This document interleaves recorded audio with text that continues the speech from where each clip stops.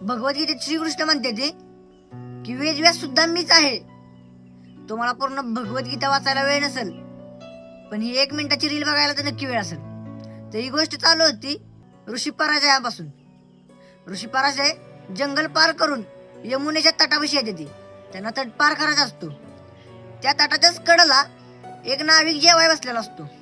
तो ऋषींना बघतो आणि ऋषी एवढ्या उशीर तिथं थांबले ती त्याला ते बरोबर वाटत नाही. तो त्याची मुलगीला बोलतो की पुत्री मत्स्यगंधा, तू ऋषींना तट पार करून दे. ते एवढ्या उशीर इथं थांबले ती हे बरोबर मला वाटत नाही.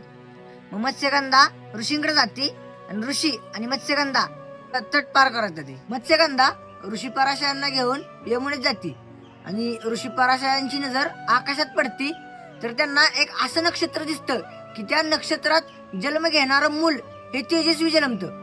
मग ऋषी पराशय त्या मत्स्यगंधाला म्हणतात की तू माझ्या पुत्राची आई होशील का? तर हे ऐकून मत्स्यगंधाला शॉक बसतो. मत्स्यगंधा बोलती की ऋषी तुम्ही जे काय बोललाय ते पुन्हा बोलू शकता का? आणि तुम्ही जे हे काय बोललाय ते खूप गंभीरतेने बोलताय का? ऋषी म्हणले हा, मी हे खूप गंभीरतेने बोलतोय. आणि ऋषींनी जे पहिले बोलले होते ते पुन्हा तिला पुन्हा सांगितलं आणि ऋषींनी ह्या गोष्टीची गंभीरता सुद्धा तिला सांगितली.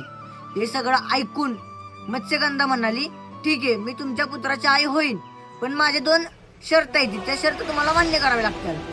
मग ऋषी म्हणले काय शर्त आहेत? तर मत्स्यगंधा म्हणाली मला 2 वरदान द्या. पहिलं म्हणजे मला तुम्ही राणी बनवून ठेवाल आणि दुसरं म्हणजे माझ्या अंगातून जो माशांचा वास येतोय तो कायमसाठी बंद होईल. ऋषींनी तिला ते वरदान आशीर्वाद रूपात दिले. तिथून ऋषींनी तिला सांगितलं की या यमुनेच्या मधोमध जे द्वीप आहे ना त्या द्वीपापाशी आपली नाव घेऊन जा. मग तिथं गेल्यानंतर ना ऋषींनी त्यांच्या साधनेच्या ताकदीवर त्यांनी एक असं धुकं बनवलं की त्या धुक्यातनं कुणाला आरपार दिसू शकत नव्हतं. आणि तिथं मत्स्यगंधा आणि आपले ऋषी पराशय एका मुलाचे आई वडील झाले. आणि ते मूल जलमल्या चालत होतं आणि बोलत होतं आणि त्याचं नाव होतं कृष्णा द्वापायना. कृष्णा द्वापायना हे ज्या दिवशी आईच्या गर्भात गेले ना त्या दिवशी त्यांचा जन्म झाला. आणि कृष्णा द्वापायना म्हणजे कृष्ण म्हणजे श्यामवन आणि द्वापायना म्हणजे ज्या द्वीपावर त्यांचं आगमन झालंय ते द्वीप, म्हणून त्यांचं नाव पडलं कृष्णा द्वापायना.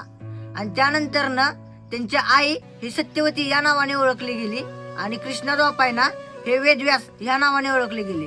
वेदव्यासांनी आपल्या भारताची संस्कृती सांभाळून ठेवली आणि तसेच त्यांनी खूप मोठमोठे वेद लिहिले. नेक्स्ट पार्ट मध्ये बघणार आहे आपण वेदव्यास आणि त्यांचा पुत्र सुखदेव. तर पुढचा पार्ट बघण्यासाठी आपल्या चॅनलला फॉलो करा आणि पार्ट 1 ते सुद्धा बघून घ्या.